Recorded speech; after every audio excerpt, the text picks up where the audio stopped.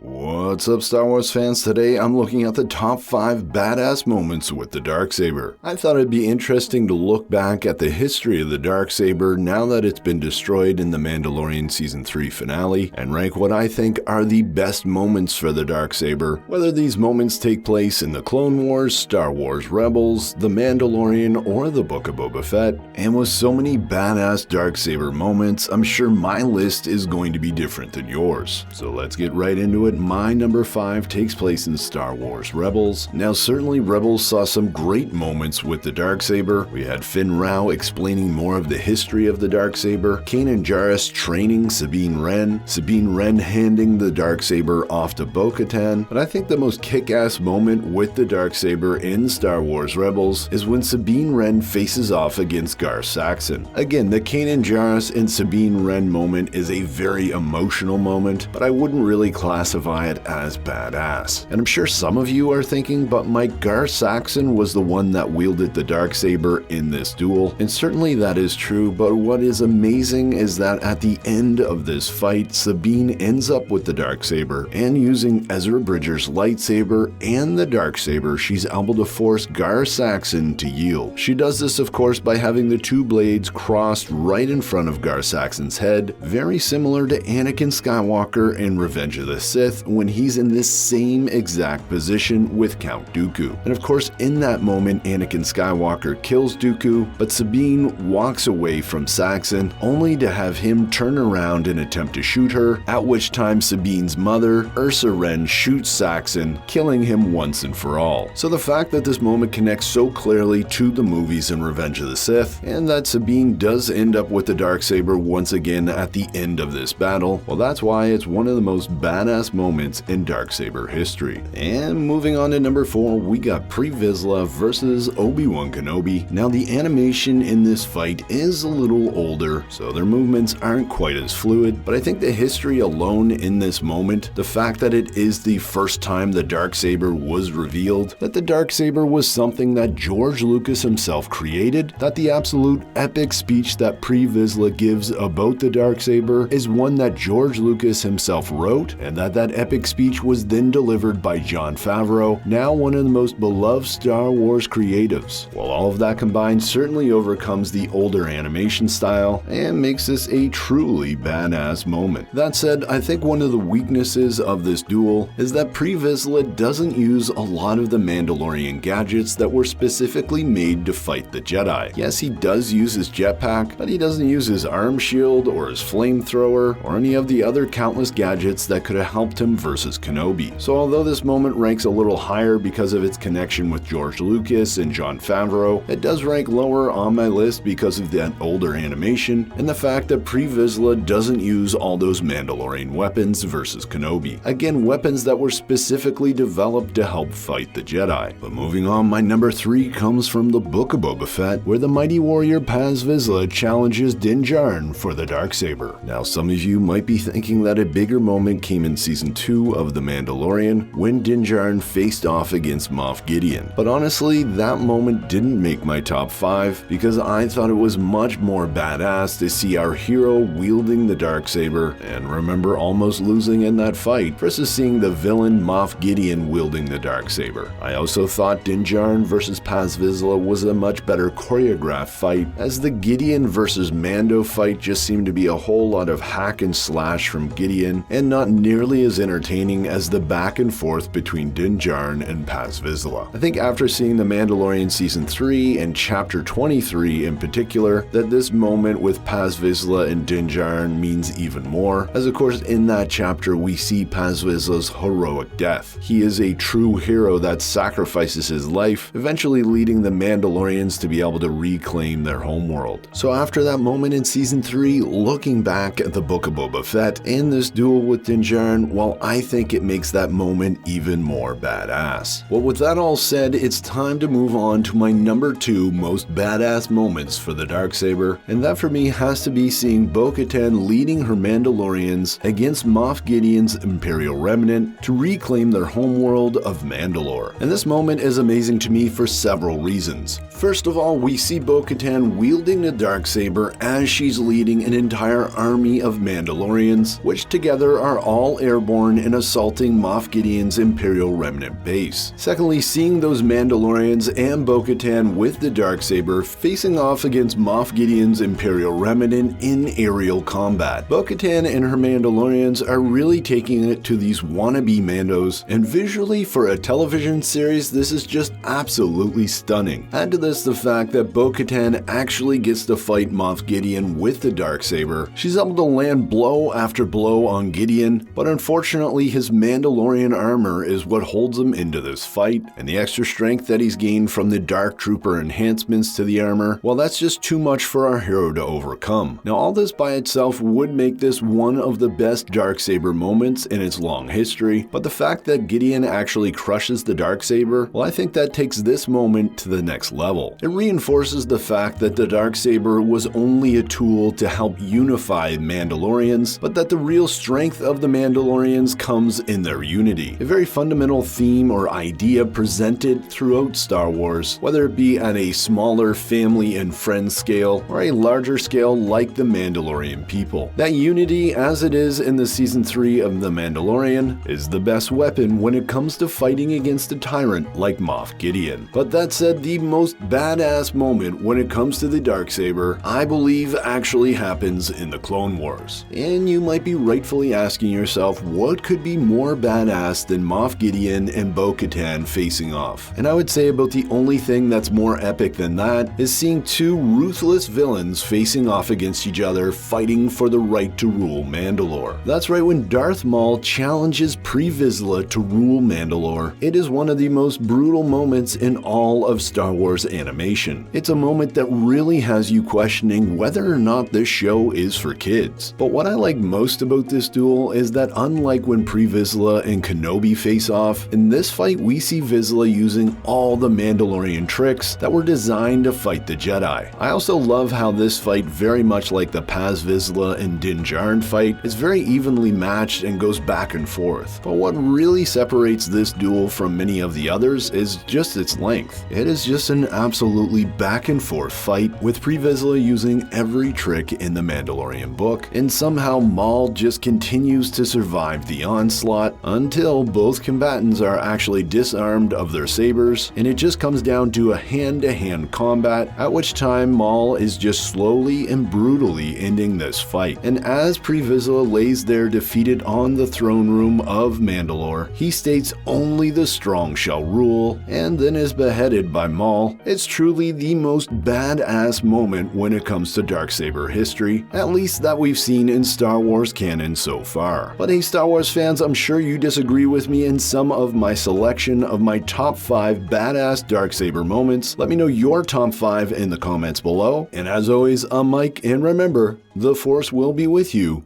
always.